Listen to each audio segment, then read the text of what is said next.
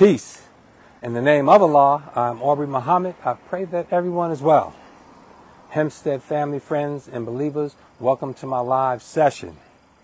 Growing up in Hemsptead, the mid to late 70s. Now today I'm out here in the field, and it's nice out. It's overcast, but it's good. I'm over here next to Parkside. This is Old Campbell Park where the old projects was. And let me know how the audio was going, y'all, because I just ran out here fast. I didn't have a chance to get everything coordinated, but this is quick because I may be able to go over to Campbell Park, depending on how that sun is. The sun is going down fast. But back over here, this is like Laurel. Yeah, Laurel. That was the main street. South Franklin is up the street, and this is the spot of the old projects. I think they still call it Parkside. When they redid the development, and it was I think it was affordable housing, Section 8. A few people I know from 600 Fulton moved back over here, like after they first built it, and I think my family was looking to move in here. This is still called Parkside, I believe. And on the other side, I think that deli may have closed down. The last time I've been around here, I just used to go to Brother Wayne's and his dad's car repair shop over on the other side. A1 Auto Repair, I believe it was. That's the most I would spend over here in the area. But this used to be called the Projects in the mid-70s. And it was iconic. It had the water tower behind you. You can't see the water tower over the little edge there. That was the water tower at Campbell Park. That's on the other side. But this was the projects here. And it was a good time. And at this corner, it's very iconic. That corner house right there was a home candy store. That was a house that a white couple, it was a white man, white woman, and converted into a candy store. And that was iconic. And up the street here, on Elm was a delicatessen, and a couple of blocks over on the corner of Linden was the Brothers store. That was an Arab store, and we frequented that. But the projects here in the early 70s, it was iconic. We had some good times here. Big families from Hempstead. My God, I remember doing a sleepover here at Marcel Field's house, and then Marcel and his mom, Mrs. Field, they moved over on the side street next to High Street, I believe it was, right down the high school, that little side street that goes directly into the high school. And I did an overnight over there, I believe it was, sleepover, me and Marcel. I think his cousin Ty came over to visit us one time. That was some fun times. That was the early 70s. And we did that a lot, sleepovers, right? So we're here in where the old project was, and this is considered the Hills. This is South Franklin on good side. A lot of the houses are still here, but as you know, we still not here. Excuse me, let me get me centered here, y'all. As you know, we are still not here. A lot of the houses, a lot of big, beautiful black families from the South. I'm trying to think of names now. Big families, the Watts. Rodney Watts used to live over here. It was Derek and Dow Preston. It was a whole bunch of families. Over on Martin Luther King Jr. Drive was the Hills. A lot of Wayne Poole and them family on the drive. And back over here by the projects. And down the street here, Elaine Watts and everybody. And it was a whole bunch of families from the South. Let me just think. Let me see. The projects in these houses, well, I can't even think of the names. The Jenkins, whole bunch of families. Well, we had a whole bunch of beautiful black families here, y'all, in the 70s. And it was pretty all right around here. You know what I'm saying? It had a reputation. The project had a reputation. But I remember from the mid-70s, my presence over here, I would go over to the in the projects here, we would have the cookouts for the July 5th. Now, Campbell Park used to be packed. When Campbell Park was packed during the barbecue, July 4th, weekend, we would go to, it would be on this side on the grass, the grassy areas in between the parking lot, and we would have barbecues there. We would have the grills out, because I remember the sodas, all the packs of sodas on the ground, because we had so much of a huge presence here. We just had a good time with family around here, man. In the 70s, it was unmatched. Had the good times, because everybody knew a family over here. When we came over here, and you hung out at Campbell Park, some of the children, and the family over here spent a good amount of time going places. In the 70s, we was always going places. That was notorious for here. And over here, you had more stuff. Campbell Park was active. Brody Park, right here. Don't you know this is the old Baptist church? Now, the Baptist church is here. Where is it? Right here. See that? That's the Baptist church. And they had a pool right here. In this empty lot, I think it was a parking lot right here. They had a pool. We used to go to that pool. I think it's called Maple Pool. This must be Maple. I think it was Maple Pool. Maple Street Pool. Then you had, it was a few pools in Hempstead. And that's one of the tragedies. I think Lincoln Park Pool is closed again. The high school had an indoor pool. And it was restricted to students, but the last couple of years has been down. Lincoln Park is like the last remaining pool during the summer. That's a good time to take a lot of, to release a lot of energy and relax. You hardly hear of people actually swimming in the pool, getting out of the pool, chilling out on the side of the pool, getting in a conflict. Why? Because that water and that relaxation reduces stress and relieves a lot of pent-up energy. And people hanging out to come to a pool, to come visit. A lot of conflict you see in shootings and beefs and stuff mainly don't be in the neighborhood. A lot of that stuff be like friends inviting strangers over, visitors from other parts of town. They come over, and then they bring that strangeness. So now you come into somebody's native block, and now you're challenged and stuff, and you may be showing out. If you're from somewhere else, you're showing out around the way. Hey, there's a beef. And that's how a lot of conflict happens, especially in Hempstead. On terrace, a lot. A lot of that conflict and them shootings and killings from the 80s and 90s, that was external. That's people coming. That was strangers from Queens and all type of other places coming into Hempstead to sell drugs on that block. Because it was the main drug venue. It was an open door market. Like all of our communities are. They open door. Like how this went from the projects, and they called it the projects, to this development.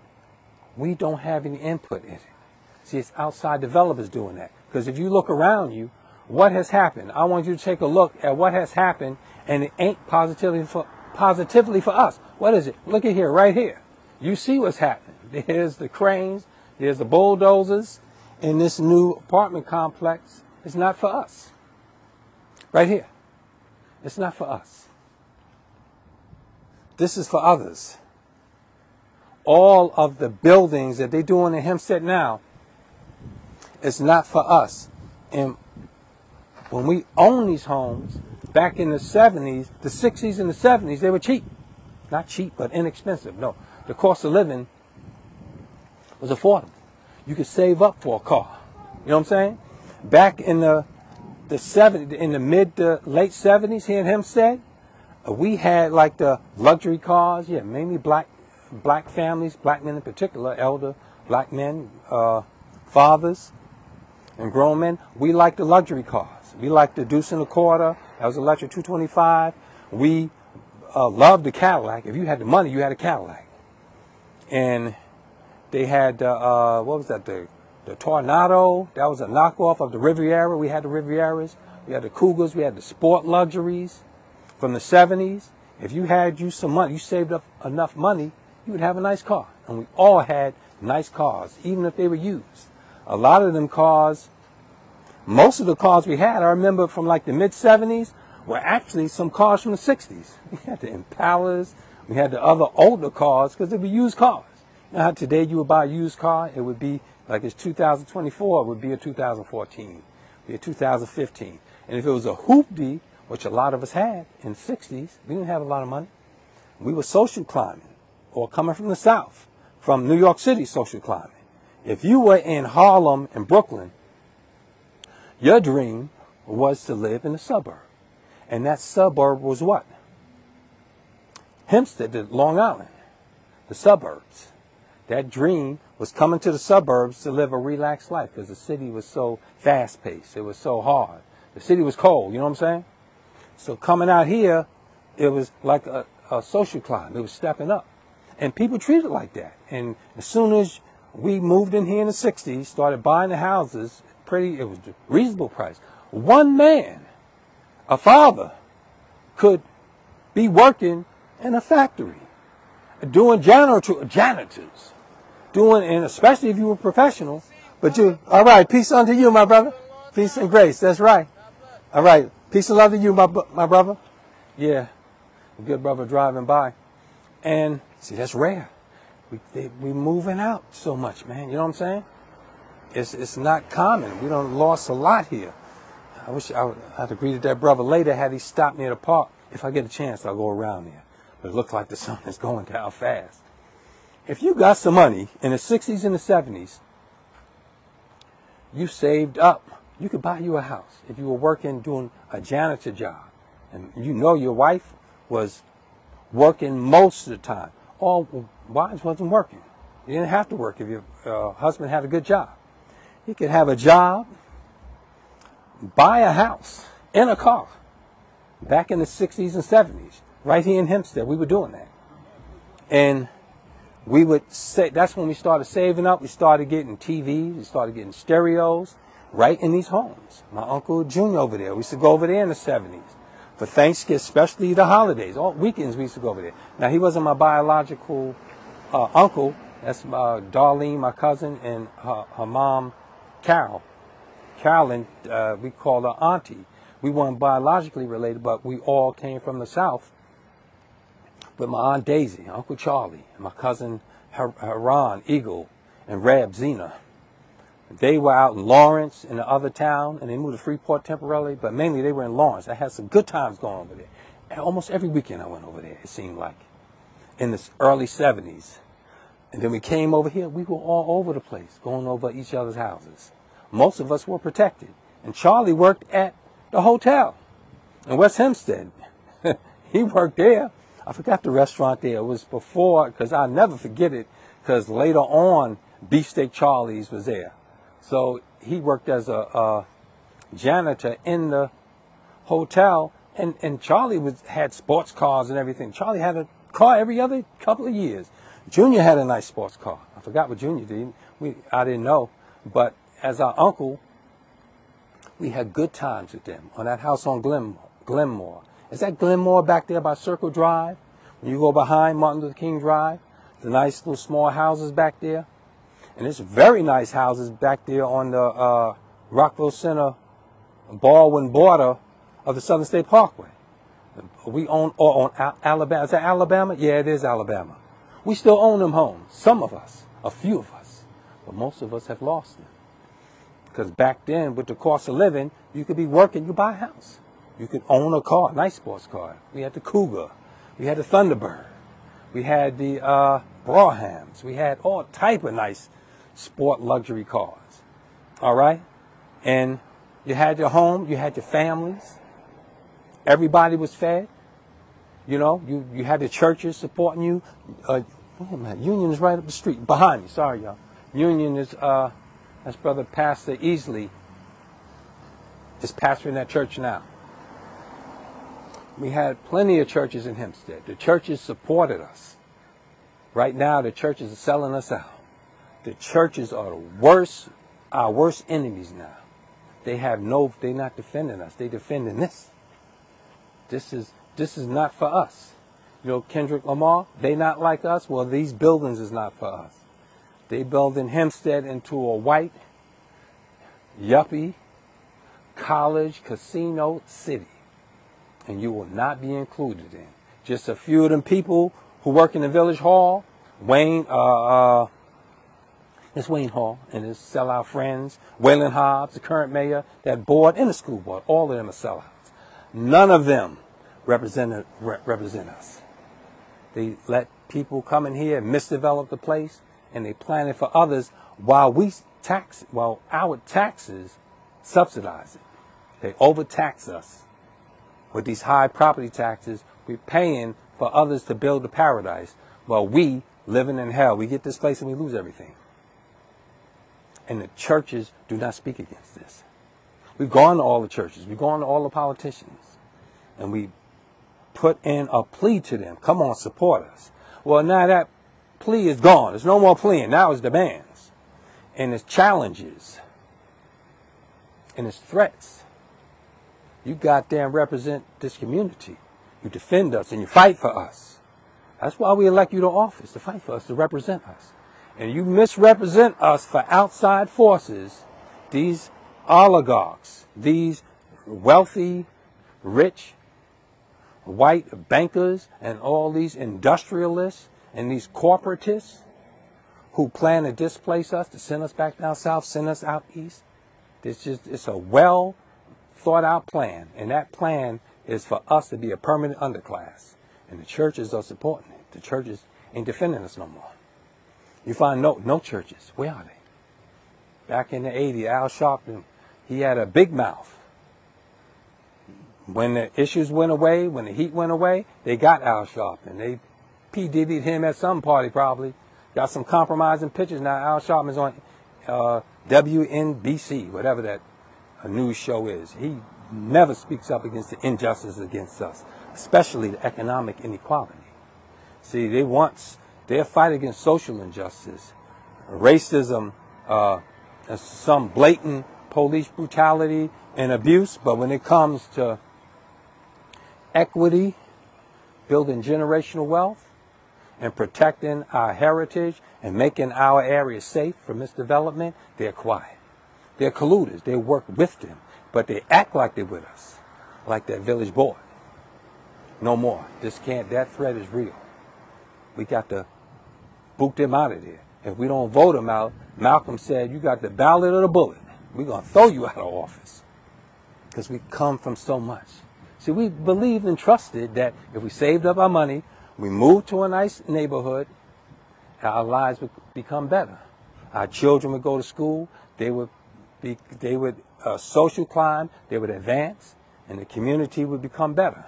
They lied to us. Our parents lied to us. The churches lied to us. The politicians lied to us. The news is just the worst lying, the worst lying organizations there is. Corporate news.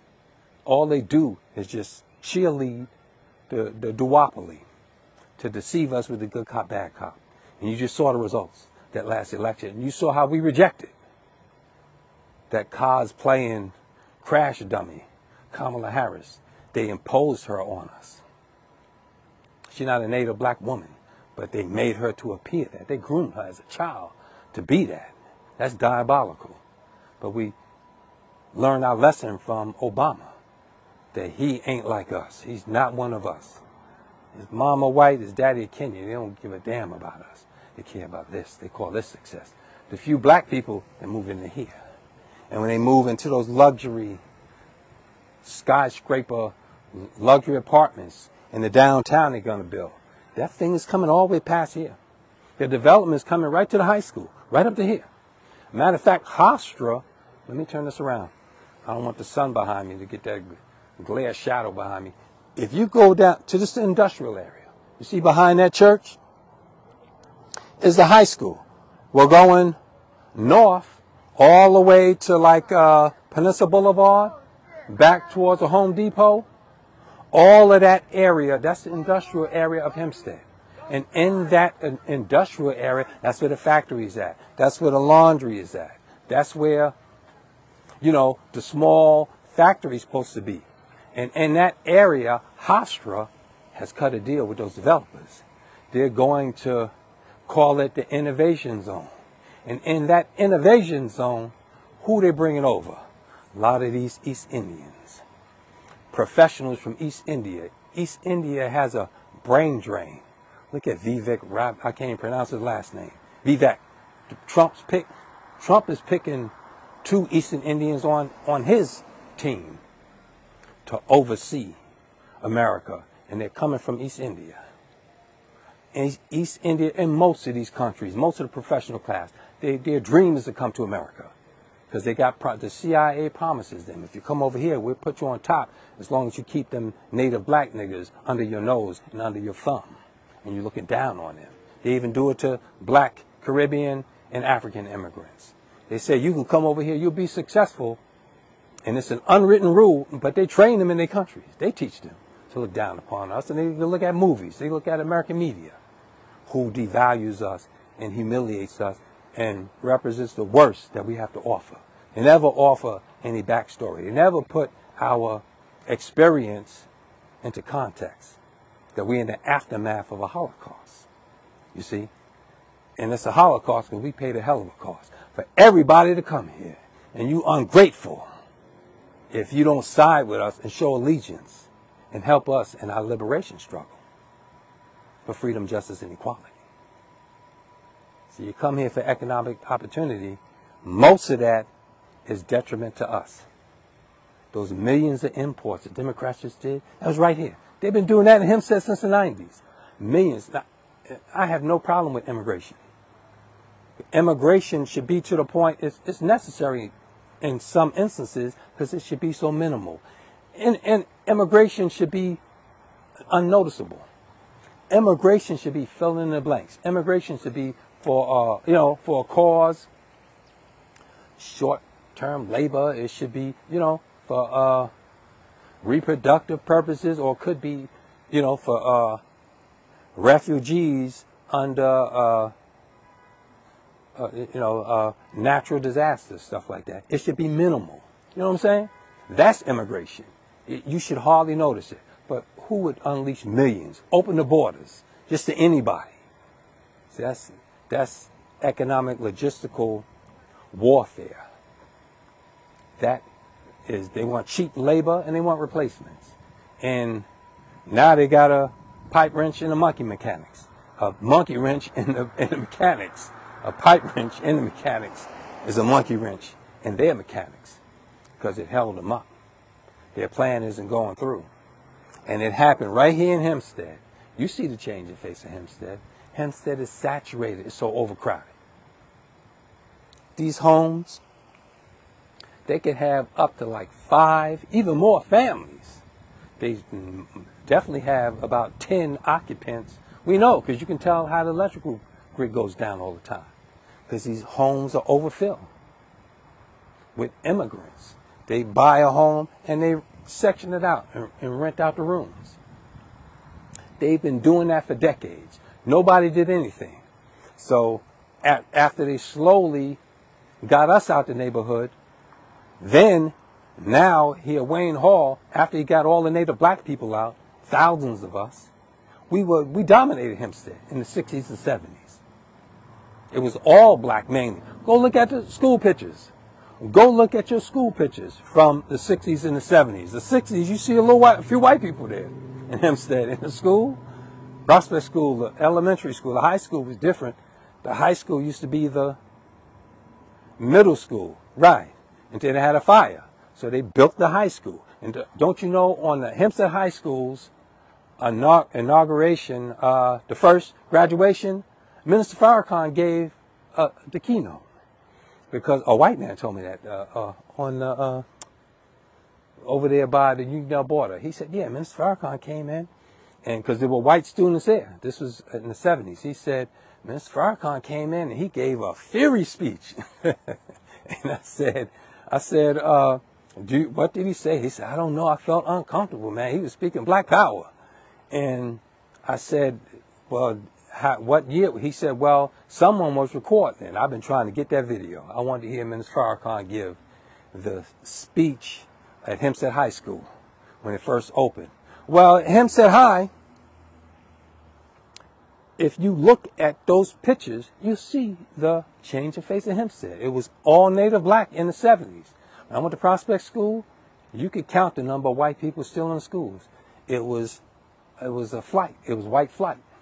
All of that was planned by the realtors. They lured us in here with the low cost. You'd be one working man, you could support a family, buy a little small house. And if your wife was working, it supported you more. Then slowly over time, like the frog in the cold water, you relaxing. There's warm water, the frog is still chilling. He finds out he in a pot on the stove. It's okay because the water's warm, it's relaxed. But they slowly turn up the heat. And you get cooked right in the pot. And that's what's happened to us. We got cooked in the pot. All our organizations sold us out. It was a slow thing. So now that we are out, and mainly a lot of black people in Hempstead, mainly it's Jamaican immigrants that have moved into Hempstead. And it's that are black. I'm talking about a lot of black people. The black people you see in Hempstead, now they're bringing in all them other imports. But Trump have put a stop in the game. Trump, he put a stop in the door. They can't close the door. Well, he's closing the door. He's taking the stop out. I meant to say Trump is taking the door stop out the door, closing the door. And this messed up their plans significantly. Because all of these migrants, the millions, they've been doing this for decades, have been aimed at poor black neighborhoods. And Hempstead is the example. And like I say, I have no problem with immigration. Immigration is something, when you're in power and you're wealthy, you're doing well, you're industrious, it's something you want. But it's something that should be minimal. Something that's unnoticeable. It's fine. And even the immigrants, they're looking for opportunity. They don't know who destroyed their country. America destroyed their goddamn country. The CIA destroyed your country. You jumped out the frying pan into the fire coming to America. And they tricked you, just like they tricked us. They had all these buildings for us. All the projects in America was for us, for black people. That's why they call them projects. What do you do with a project? That's something you experiment with. You testing to see how things going to work out, especially in Chicago. Damn. Chicago, woo. Greeny Green and them big projects. And then New York City. But in the white neighborhoods, what do they have? Co-ops, condominiums. They buy, they own them. That ownership gives you a sense of purpose, a sense of ownership. So you won't throw things away. So you won't mess up the place because it's yours. You messing up your place. You won't mess up your place. You rent something to somebody, rent a car to somebody, and you own a car. You see how the difference, how you treat them. There's a significant difference. Now, let me get back to the mid-'70s to the late 70s. We had, my point I'm going to keep bringing up every time because it's very significant and something we need to do. We need to take the initiative and we need to institutionalize getting back to our extended families. And it must be rooted in our culture and it must be rooted in our heritage. Extended families. We're losing that. We're following the trends. We're following the system. And it's keeping us down. Extended family, that solves a lot of your problems. You could be working, you get laid off. If you were extended family, you could live in your family's house. You could, you know what I'm saying?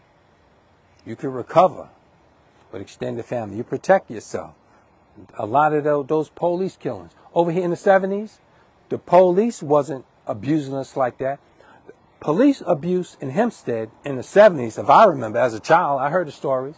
We couldn't even go out alone. As children in the 70s in Hempstead, black children, me from my family, and Daisy and them, Charlie, we, as me and Zena and the children, even though that we could not go outside alone. A child, you couldn't just walk down the street. Now you just don't have no rules.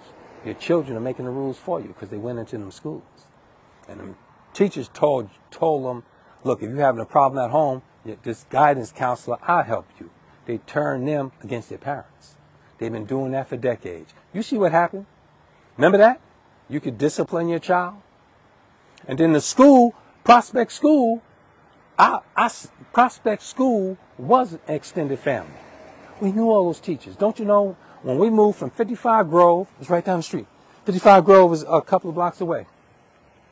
When we moved from 55 Grove, like in 72, 73, to 33 East Graham, me and my sisters, we stayed in Prospect School because we knew the teachers. And it was so welcoming there. It was so, you know what I'm saying? It was so beneficial. And now they have these strangers teaching your children. All types of crazy backward stuff. And you're not checking in on the school. You're not checking the curriculum. When they come home, you don't debrief them and say, look, this don't coincide with our culture. This is not our heritage. This ain't got nothing to do with our ways. This is outside of our nature. It's backwards. It's detriment to us. We need to teach and train this, institutionalize this. Build a cultivation center. We need them all over Hempstead. That's what we need. Cultivation centers. Things to remind us of our power. And it's power in extended family. During chattel slavery, what's the first thing they did? They bust up our families. They split the families up, sold us apart. You couldn't have no family. If a husband and wife were together, it was ceremonial. You jumped the broom. You couldn't show affection towards each other in the open. Matter of fact, if a white man saw you if a white man saw a black man showing affection towards a black woman, he would purposely violate that woman just to humiliate the black man. On purpose, he would purposely take her to humiliate the man. The only relationship they wanted us to have with the women mainly was in stud farming. They had, this was real. This is the Caucasian in America. This is what he did to us. And that legacy stains us to this day. That trauma is still in our DNA. And we got to get that out. Cultivation centers to solve that. Teach and train the problem, what it is, and how we deal with it to overcome it. So you can't solve a problem you don't think you have. You don't think you have a problem. You think your problem is just money and position. It is not. It's collective economics. It's generational wealth. It's heritage. It's culture. The things been robbed us. When they were found in them historical black colleges, in the basement of that Baptist church in Georgia, that's in Atlanta, they said, we're going to teach our Negroes, but here's 3 things we're not going to teach them. We're not going to teach them the science of business. We're not going to teach them the science of mating. And we're not going to teach them the science of war. Those are 3 things we're not going to teach them. And them historical black colleges have produced social climbers. They haven't produced fighters. Everything is ceremonial. Greek is a byproduct of our ancient Nile Valley civilization. Over here in America, we had civilization, powerful ones, the Olmecs, writing systems, all that. Building pyramids around the world. We cultivated the world, cultured the world. Those pyramids balanced the planet. Did you know that? The pyramids balanced the planet because that stone, we just shifted around. It balanced the earth through to precession of the equinoxes. The earth wobbled. It balanced it, put it in line to make a time. We wrote time. Sister's coming up the block. I'm going to move out the way for her. But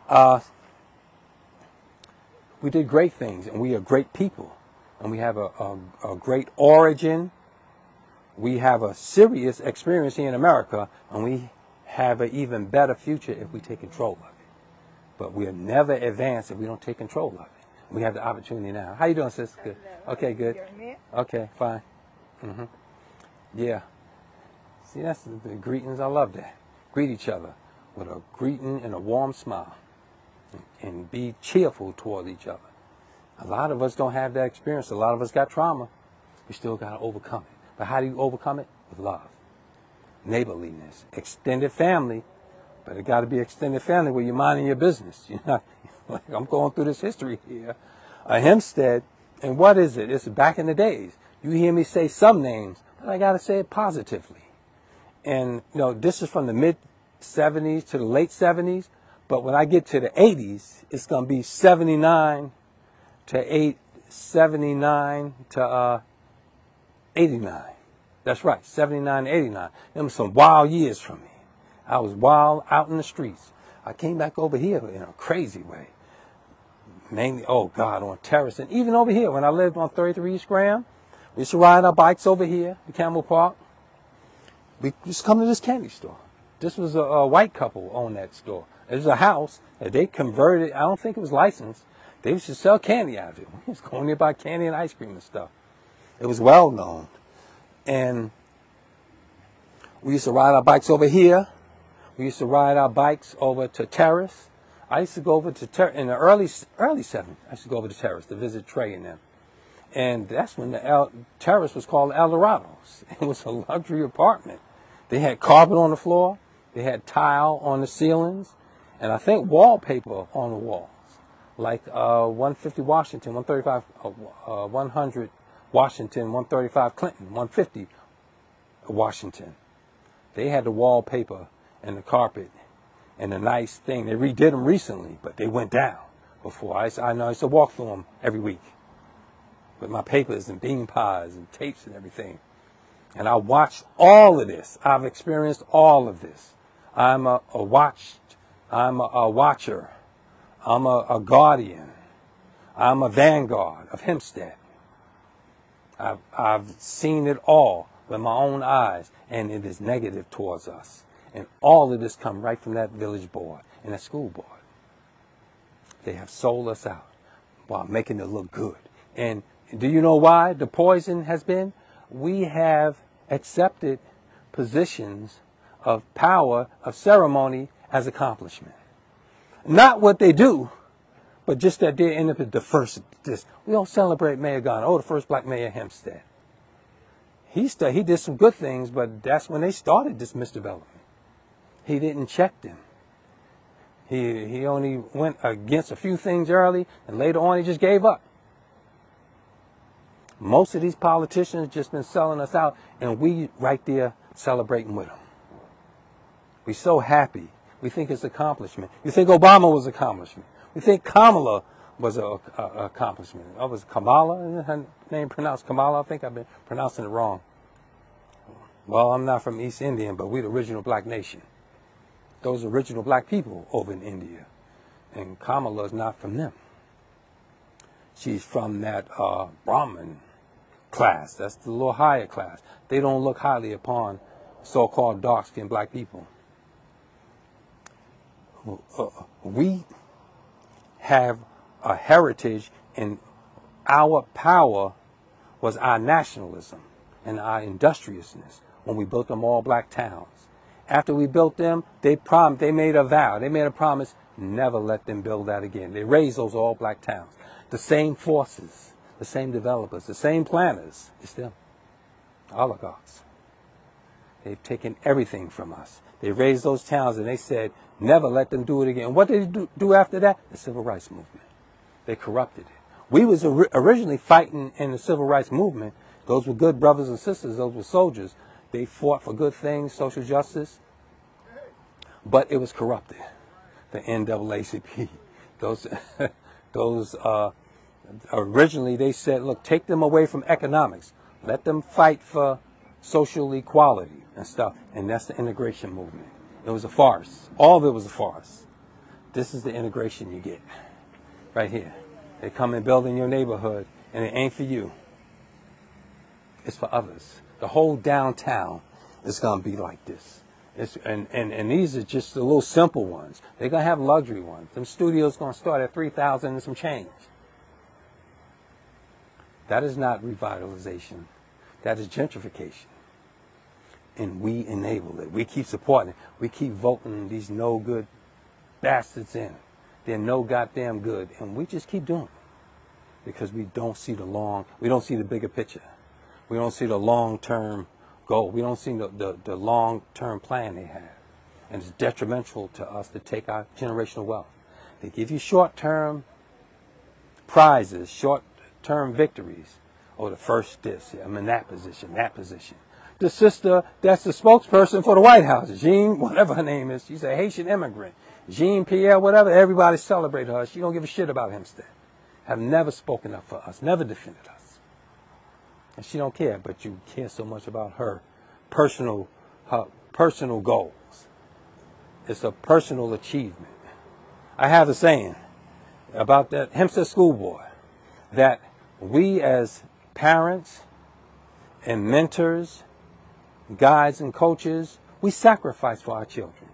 We sacrifice luxury, we sacrifice vacationing, we sacrifice partying, good times, and some of our savings for our children, to invest in our children.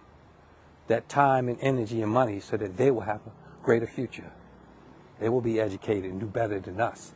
That Hempstead school board and that village board, they sacrifice us and our children for their personal careers. Politics is just a career move for them. And that's why the Democratic Party is a new black church. The DNC is a new black church. And they pull fast ones on us. But we threw a monkey wrench in their mechanics this time. They backfired. We didn't go for it no more. They reached out for us. You know, Kamala, she came up with this plan, with this proposal late in the day, like weeks before the election. Oh, black men, 1 million of you. I'll give you $20,000 if you're a businessman for your online business, $20,000 for entrepreneur business. That shouldn't have been a plan from the Democratic Party. That should have been her report card. She should have said, I took 1 million black men, I made some entrepreneurs. They improved their families, they're building families now, they have their own businesses, they're online, they're successful, they're in the community, they're opening up banks, they're opening up businesses, they're taking control of it. That's accomplishments. That's the records we need to be touting instead of these shady plans. And we at the butt end of the joke, and we at the bottom of the barrel. They mix us together with the People of Color Coalition, minorities. We got to cut that bullshit out, man. We are Native Black Americans. And this whole system is designed around us, keeping us, robbing us of the knowledge of self, and keeping us a permanent underclass. The worst robbery you could accomplish, the most Honorable Elijah Muhammad said, is to rob a person of the knowledge of self. Because with knowledge of self, you can work out your way out of anything when you have the right knowledge. But you don't have the knowledge, you're stuck in someone else's plan, in someone else's mind. Someone else maps your mind, you got to go in their direction. And that's what they keep doing to us. But we can change it, and we are going to change it. All right, family, let me start wrapping this up for the late 70s, because I got my intentions out. I had what I had to say about how we were growing in here, prospering, and we were tricked. And that was right here in the 70s. That was our peak. The 1970s, that was our peak here. We owned properties, we owned businesses, especially all the way up into the 80s. And around here was the industrial park. We hardly had them jobs. Them jobs and them little businesses amongst South Franklin, we worked in there. We owned like the Hoagie House. We owned a few other businesses. My mom's even worked in the laundromat. But for us to sustain ourselves, we didn't have it. We got to get that back. So the 70s around here was beautiful, man, with the families. And I think after we came to the pool, we would ride our bikes around here, man. And and then I would go to Terrace. And yeah, I hung around here, and I would go over to Angevine too, to Howie, Ronnie White's house. Oh man, I knew everybody around Hempstead. I was all around Hempstead. As a child in the 70s, riding our bikes, because we went to school with each other. Then after school, we would go hang out, especially during the summer. So that was on Angevine. Hung out with Vincent Norman. That was on Eldridge. And a few people on Eldridge. There was Rob and them. Then Kevin Adams lived on Crookshank. Used to go see him. Man, more. Israel. And his sister Janice, I think it was. Janice. And Deborah. I could just keep naming names. I can keep going. And we visited around their houses. We played in the neighborhood. We all knew each other. And we were very safe. Yes, different parts of the neighborhood. I was in the 70s. I was on Grove, then East Graham. And I went all around, all the way to Terrace. We used to ride the Terrace in the 70s. It was nice. Until the late 70s, the 80s. I would go over by the middle school, we would go, I didn't go back too far towards Uniondale, but I stayed back over here near Angevine, Eldridge. Who's that? And the projects over here, oh, Lori Purdy, and Lisa Turner lived at Madison Monroe. They had a whole bunch of friends there. That was in the 70s. And I forgot, well, it was a lot of us lived in the projects, then we moved from the projects into other houses. See, if you lived in the projects, a lot of times you move into a house. In Hempstead, we were moving around a little, but when we did, we went and saw each other. We went and visited each other. Those were good times in Hempstead. Man, a lot of this stuff is coming back to me because we had beefs. We had, who was that? Remember the gangs? That was the main one. Had to been, I said the Warriors the last time it was. That was the Warlords. That was Bo Diddley. I remember at Percy Jackson. Let me get some water on my car. Jeesh. I don't want to back up. Let me walk this way. Get some water. I'm getting parched out here. Back at Percy Jackson Youth Center.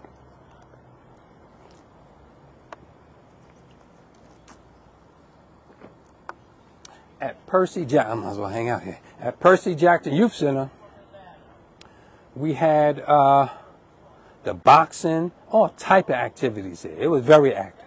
Percy Jackson Youth Center. That was, what was that, Bo? Assalamu alaikum. Praise be to Allah, brother. Peace. All right. All right, brother. Yeah. Peace, Shaheed. Assalamu alaikum. Peace. God, yeah, that's peace. That's a good brother. That's right. And at Percy Jackson Youth Center, who was that? JoJo. They used to teach us boxing. I still remember the moves. That was a jab, left, a jab, right hand, left hook. That was a move. And that was the premier boxer there was Bo Diddley. And I was later on in the streets with him. But in the 70s, we were just all over the place, man. We had places to go. We had things to do. We had community centers. Lincoln Park was a brand new park. It was the place to be. And then Kennedy Park was a huge park. We had a lot of activities there. And there was always something to do. You know, when we got on them bikes, it was, let's go somewhere. We went somewhere, we had some fun. We went to the TSS. TSS is right down there. TSS is like, yeah, the old TSS with what is that now? Staples, around over there, that mall. They had a car ramp that went up on top of the roof. And we would ride our bikes up and ride them down, the TSS. Then, and this was still the 70s, we would go to A&S, hang out there, and that's when I started getting in trouble. In the late 70s, yeah. When I started getting in a little trouble, it was safe trouble though, in the mid 70s. But I got in real trouble in the late 70s. The mid 70s, I started getting in trouble. We were doing a little stealing, a little candy here and there. It was candy, you know what I'm saying? But that candy, I have that saying, don't let your children fight with them toy guns and aim them and shoot at each other. And don't let them fight over toys and candy. Because I said later on, when they grow up, that's going to be jewelry and girlfriends, you know, and territory. Don't ever let them children take toy guns and aim them at each other and shoot the trigger. You always aim at targets. You find a target, and you both shoot at that target like this water bottle. You have a target, and that target is your enemy, and you both shooting at your enemy, and you practice. That's what you teach our children. Got to teach them camaraderie. Teach them to be comrades, to be partners, to be a team. We need more teams. We'll be more successful. A lot of that is in the brothers, like the brother that just greeted me, Shaheed. 5%, peace, God. That's a peace brother. I'm going to speak to him after I wrap up here. It's going to be a couple of more minutes because it's starting to get chilly again. Was it 4 something? This is good. But, oh my God, in the 70s, the mid 70s, they had the Woolworth on Main Street. Those it was stores everywhere on Main Street. There was a Woolworth. We used to hang out in a lot. I think it later on became the McCory's. They had a bakery there. I think it was Aristas, could have been. And they had small boutique shops. They had a hat store. They had a shoe store. Had all them little specialty stores. And right around the corner on Peninsula Boulevard, we had Billy's Barbershop. That was iconic. Billy's Barbershop was iconic. That's where I first used to get my hair cut, at Billy's Barbershop. Then we had a whole bunch of stuff, man. It's coming back to me now. All right, that was TSS. And then in the Village, they had movie theaters. I think it was the Ravelli Theater. They had, they had the Hemsptead movie theater. Me and Junie used to go there. In the 70s, we saw like Uptown Saturday Night and Let's Do It Again, other movies like that. Cooley High, good movies. And I don't know when Lamont's father, Lonnie, I don't know when he bought the movie, but we was always going there. And it was a nice place, the movies, until eventually, you know, we started hanging out too much there and started making it bad. But initially, these were, you know, things we did. We had places to go in Hempstead. And it purposely had been revitalized. We had some good times. And even when we went to neighboring towns, like the Roosevelt roller skating rink, we would go there. All around the neighboring towns, there were things to do. Until Roosevelt Field took out all the shopping in Hempstead. That was planned. Roosevelt Field, one of the most prosperous malls in the world. Roosevelt Field. That's why it's been growing. Roosevelt Field used to be, back in the 70s, it was like, I started going there to, 79, to see Star Trek. The movie, we walked there from 299 Jackson. But Roosevelt Field used to be it had a basement with a few stores. I think they had a Walgreens, and they had the first floor. It was only one level, with the bus terminal connected in there. And they had a video game room. As children, that's the first place we went there to play the video games and stuff like that. And then they had a movie theater there. Yeah, right. They had the movie theater. But in Hempstead, we had things. And we still can get things for ourselves if we stop letting other people plan for us. We got to plan for ourselves. Let me read some comments here because I'm wrapping this up. Because next week, I think I'm going to go from the late 70s into the 80s. And that's going to be wild. Let me see. Okay. Yeah, quite a few comments here. Yeah. My brother Earl Calloway, Maple Avenue. I'm hurt. Yeah, that's right, brother. This is the spot. Yeah, you see it. Well, you see what they're trying to do here. That's what they're trying to do with the whole village, brother. Yeah. House on your left. Wait a minute. End call coming in there. House on your left corner used to be Rufus store. Okay, yeah. Big Kev, rest in peace, boy, peace. That's right. May Allah be pleased with him. That's right. So, yeah, a lot of people that passed. We got to give a shout out to them and salute. That's right. Long live their spirit of the righteous. You know it, a lot of people of our past. We was wild in the streets in the 80s, but it wasn't from a lot of murders in the 70s. The 70s didn't have a lot of murders. The 80s was all the murders. And, you know what I'm saying? Yeah. Used to be plus, 2A plus tree on the other side, too close to Franklin on the left. Yeah, that's right. Yeah, you know the spot. You know the place, brother. It was hitting around here. When this was the project, that we had a good time on the grass. We was playing. Well, we was all, as children, man, in the 70s, we was all over the place. Good afternoon, Tisha. Good afternoon to you, my sister. Tisha, Adalot, good afternoon. Good afternoon and peace unto you. Good family chiming in. Did you mention, Carvel's, right down the hill. Carvel's, right. Yeah, that's right. Carvel's, right down the hill. Carvel's was there? I thought Carvel's was in Uniondale. Oh, it was at Carvel's. That's right. Right down the hill. Yeah, with spots around here. And what else was around here? See, I didn't come down Peninsula a lot. I didn't go to the high school. When I got out of Hempstead, I told you I was wild. In the 80s, I got out of Lincoln. I was, man, in the street. I skipped to it real fast. But the high school, why I didn't go to Hempstead High School, I went for 2 weeks. I was eager to go, but I daggone. The problem was I had a beef. I was going for 2 weeks, and I had a beef with somebody from another part of town. And a brother who was a superintendent of a small little apartment building, I won't name it, he offered me a little pistol. He said, yo, you take this pistol, man, take care of that. And I was young, I was drunk, I used to get high, and but imagine had I taken that pistol. And I went after that brother who was over here on the hills. We had a beef. I didn't go to high school because I didn't want to go into the beef because it would have been bad. I'd have been back, I just got out of Lincoln Hall, 18 months. And I was still getting in trouble, and I was still hanging out. I knew a lot of people. It would have been real bad. Imagine me taking that gun, meeting him on the street. Why would I meet with him with that gun? If I had a gun, I would walk up to him, and then I would be walking up to him. Yeah, so what you saying? Then I would be starting trouble. You know what I'm saying? Because you know you got a gun.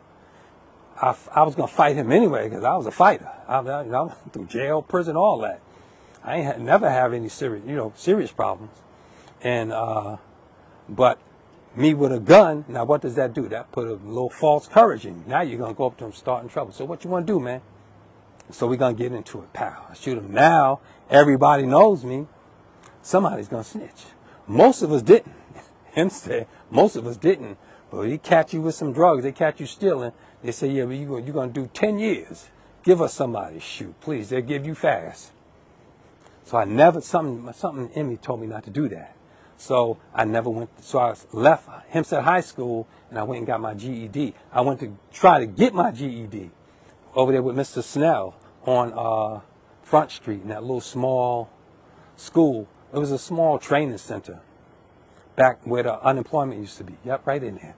Mr. Snell, he was a teacher there. He knew me. And but I was getting in trouble in the street then. That was the 80s. I never went to high school, so I was never over here. I was, after middle school, I hung out on the heights. But on the hills, we would go back into Main Street, and it would be fun. Oh, yeah, don't forget about TSS and Robbins. Yeah, that's right, Robbins. Yeah, we were spending big money in Hempstead. On clothes and, remember the boom boxes and stuff like that? DJ equipment. Bikes. Remember the bike shop? That's right. The swing shop, wasn't that by Tent City? Tent City. We used to just go through there hanging out.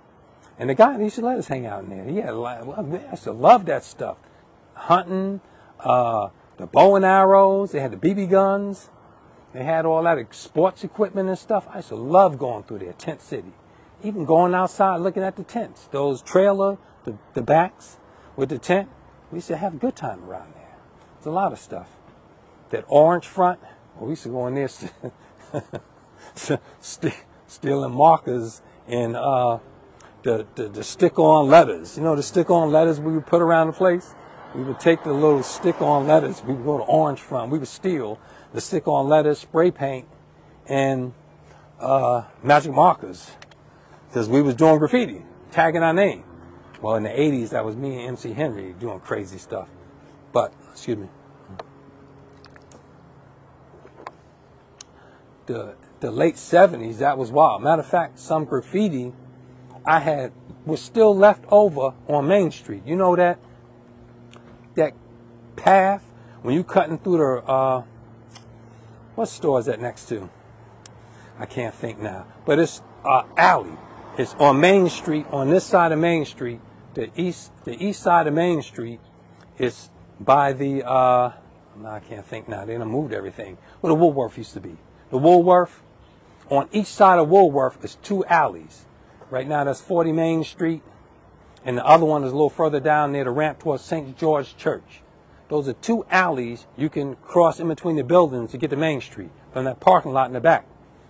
And one of those alleys, I used to tag my name. I had a crazy tag name. I was smart enough not to write Orb because the police knew me as Orb in the 80s. So they knew me, so why would I write Orb? They would say, yeah, that's him writing on the wall. I didn't want to get in trouble, so I would put Augie, some silly name with a laughing face. I would write that around town.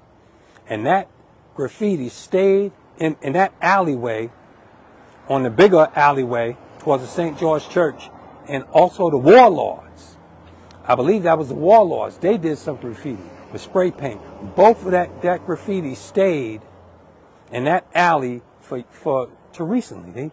like maybe about a decade ago, I think. They painted over that. But it was there for a long time. And let me see. Main Street, we were hanging out. In the 70s, you know, we wasn't getting into too much trouble as children because we had a few things. If we did get in trouble, it would be daring stuff. It would be, you know, I dare you to do this, and we would dare, and we would do things we wasn't supposed to, places we wasn't supposed to go. We were told to stay on the block till we got a certain age. Like right now, how the sun is going down. When these street lights came on, we had to go inside during the 70s. That was right at 33 East Graham. Matter of fact, the street lights about to come on in about an hour. The sun is coming down fast. But when these street lights came on, we had to go inside. Unless you stayed in your yard. If you was in your yard, we had a nice patio. We had a back porch, an indoor back porch, a little small one. Some of us had hangout spots at the house. We could hang out there, but not out in the street. Like I said, when I was a little child, we could not go outside alone. And especially in Lawrence, that was a white Jewish town. Because the racists, you didn't want no cracker coming at, they would call you nigger back then, back in the 70s. Me and Barlow got called nigger. That was in the 80s. Me and Barlow was skipping school. We went to Hicksville. We took the bus there, but we walked back. I think we spent our money at the mall. Remember the Hemsptead, the Hicksville Mall there on Broadway? They had a video game room, and we were hanging out there. That was a whole different experience. So we skipped school, me and Barlow, Jackson, his brother Randy. What's his sister name? I used to like his sister. Me and Barlow went to Hicksville Mall, and we were walking back. Yeah, back in the days, we used to do that. We used to walk from Westbury to Hempstead. People, man, I knew people walk from Amityville to Hempstead. We used to always walk to Roosevelt Field. We walked all over the place. Hell, you had to walk to the high school from the hills, from the Uniondale border. You had to walk to high school. High school was right there. This is the other edge of Hempstead, near West Hempstead. Lakeview was right there. You had to walk from the heights all the way here. We used to do that unless you got a ride. And we used to like walking.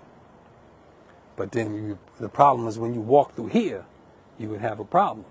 So me and Barlow was walking from Hicksville to Hempstead, and some white boys on the back of a pickup truck, some crackers yelled out niggers and kept riding, and Barlow cussed them out. He wanted to fight them. I didn't want to fight them because we was out of town. It was just me and him, and it was three of them. And we was out of town. Barlow was bigger than me, so he naturally wanted to fight them. But I was going to fight had he fought them. So they drove off after that. But yeah, that was the 80s. That's right here in Long Island. Hicksville. Damn right, it's Hicksville. It's Crackerville. They're Hicks. And racism out here is serious. And we were warned as black children, don't go out alone. It used to be hitchhikers here.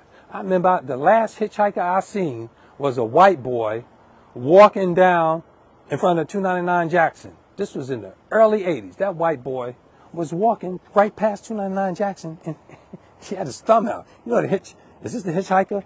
You know, you see his thumb, but he had it out like this. You see that? Oh, wait a minute.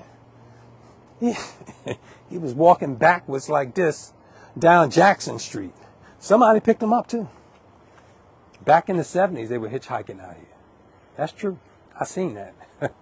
They did it in white neighborhoods. But we didn't do that. I think we were crazy. We used to play around and do it.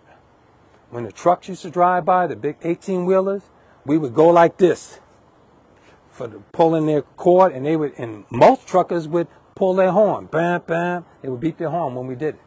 And then we were nefarious, too, in the 80s. We would throw rocks and snowballs at the trucks and the buses. That was rebellious.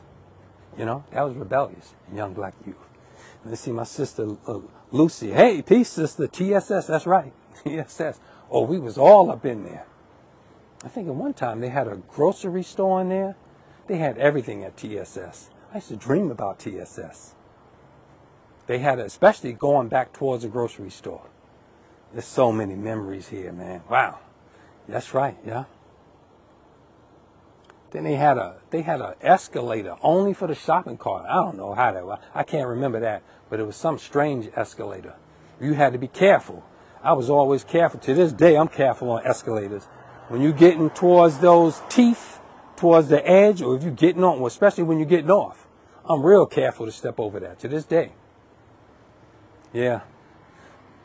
So family, it's getting dark out here and it's getting cold, but I'm glad you joined me today. And I'm gonna finish up maybe mid next week or the other week on the late 70s, and I'm gonna go into the 80s, because the 80s, that's the whole documentary. Actually, this experience growing up in Hempstead from the 60s to like now, that's a documentary. I can do a documentary on it, and I am. I think I will. I can expand it, get involved, interview people, talk to people. See, the brother just rolled through here. He's gone. I was going to tell you somewhere to go out to talk to him. I see him online. But I've talked to a few people, especially around here on Parkside. Parkside Terrace itself is going to be, 100 Terrace is going to be a documentary in itself. Just 100 Terrace. My God, the stories there. I told you, I was there when it was nice, and then I was part of the ones that made it messed up. So now I'm in the community, making the community better, making our people better. You know what I'm saying? That's the move. You just got to get corrupt people out of our ways. All right, family, I'm so glad you met me this Sunday. I hope this Sunday as well. It was beautiful out. That's why I came out here during this time. I actually got to go back, check back on Mom. I always have her on FaceTime. My mom's, I can hear and see her on a FaceTime. If she need me, she would call me through there. And I'll definitely see you later in the week. And in a couple of weeks, I'll get back to the recipes and stuff. Maybe some bacon and stuff. Baking some bread and rolls and stuff like that. Good things. All right, family. I'll leave you as I greeted you in the ancient Arabic words of peace. Assalamu alaikum. Peace unto you. Enjoy the rest of the Sunday, y'all. Have a good evening. It's beautiful out. Peace. Assalamu alaikum.